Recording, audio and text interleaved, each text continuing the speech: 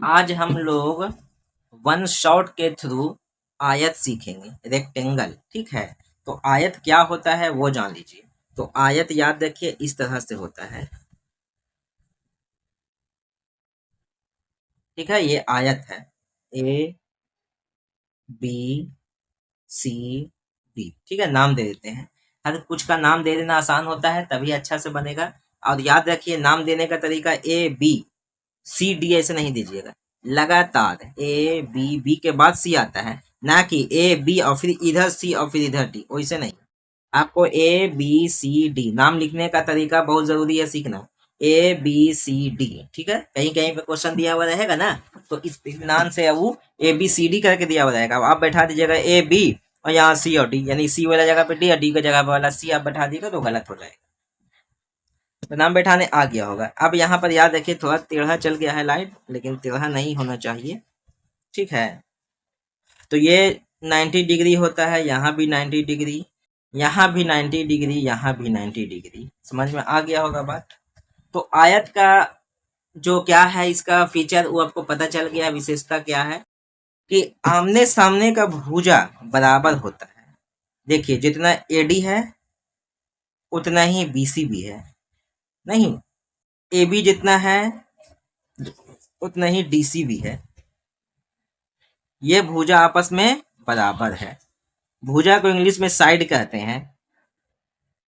ठीक है, तो आयत के बारे में हम लोग यहाँ पर सीख रहे हैं। आयत का क्षेत्रफल निकालना है। ठीक है, आयत का क्षेत्रफल निकालेंगे, परिमाप निकालेंगे, विकर्ण निकालेंगे, सब सीख जाएंगे वन शॉट। एक वीडियो से हम लोग सारा कंप्लीट करेंगे। तो याद रखिए भुजा हम लोग को पता हो गया है कि ये भुजा बराबर होता है, ये भुजा और ये भुजा बराबर होता है, प्रत्येक कोण 90 डिग्री होता है। अब आयत का आप लोग परिभाषा खुद देकर देखिए, क्या बोलना है, वैसा क्षेत्र, वैसा चतुर्भुज, चतुर्भुज ना है, वैसा चतुर्भुज जिसके आमने सामने की भुजा, आमने सामने की भुजा बराबर हो तथा प्रत्येक कोण 90 डिग्री का हो, उसे हम लोग आयत कहते हैं। आ गया बात समझ में? ठीक है, आ गया है तो लाइक भी करते जाइए, लाइक कर दीजिए। ठीक है, हाँ अब हम लोग इसको जानते हैं फॉर्मूला क्या क्या होता है।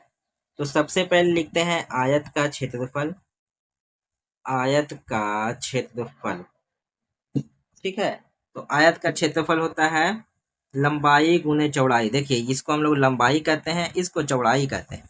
ये लंबाई तो ये भी लंबाई, ये चौड़ाई तो ये भी चौड़ाई। ठीक है, यहाँ अगर 20 सेंटीमीटर भुजा तो यहाँ भी 20 सेंटीमीटर भुजा, यहाँ 10 सेंटीमीटर भुजा तो यहाँ भी 10 सेंटीमीटर भुजा। यही फंडा है आयत का। ठीक है, तो आयत का क्षेत्रफल लंबाई गुने चौड़ाई। अब दूसरा फॉर्मूला, आयत, आयत की परिमाप 2 इंटू लंबाई प्लस चौड़ाई, यही होता है।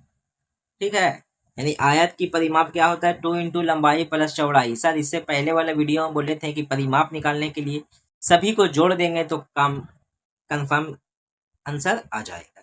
तो क्या इसमें करेंगे तो हो जाएगा? बिल्कुल हो जाएगा। एल को जोड़िए, फिर एल को जोड़िए, बी को जोड़ दीजिए, यहाँ पे बी को जोड़ दीजिए, तो एक ही चीज तो है, 2 बार एल जोड़ना है, 2 बार बी जोड़ना है। तो यहाँ से करेंगे गुना तो 2 एल हो जाएगा, यहाँ से करेंगे तो 2 बी हो जाएगा। ठीक है, तो वही फॉर्मूला द्वारा इसको शॉर्ट कर दिया गया है, लेकिन आप चारों को जोड़ दीजिए फिर भी आंसर आ जाएगा।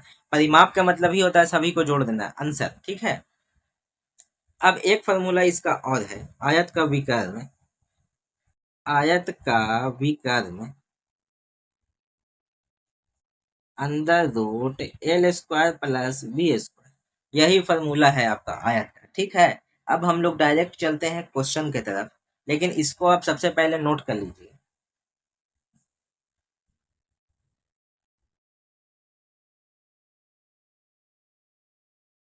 ठीक है, तो देखिए आयत का, आयत की लंबाई 6 सेमी, चौड़ाई 2 सेमी दिया हुआ है। तो आयत का लंबा क्षेत्रफल, परिमाप और विकर्ण तीनों निकालना है।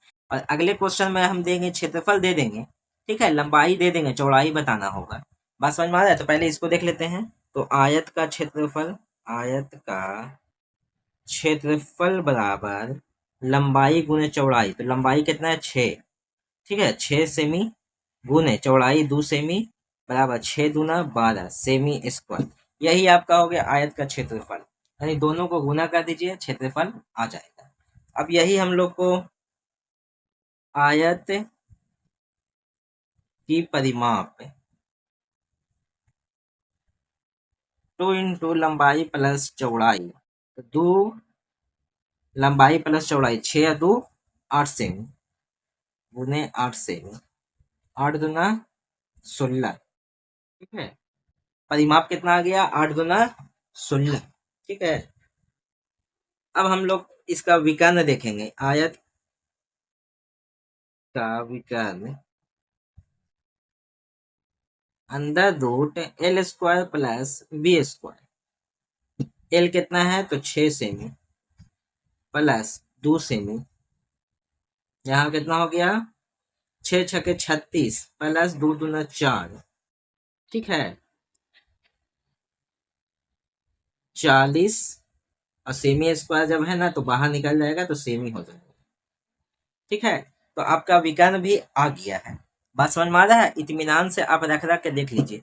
L square plus B square, L दिया हुआ है 6 सेमी, बी दिया हुआ है 2 सेमी, 6 छके 36, 2 दूना 4, 36 4 40। ठीक है, यहाँ से सेमी स्क्वायर, यहाँ भी सेमी स्क्वायर जोड़ेंगे तो 40 सेमी स्क्वायर।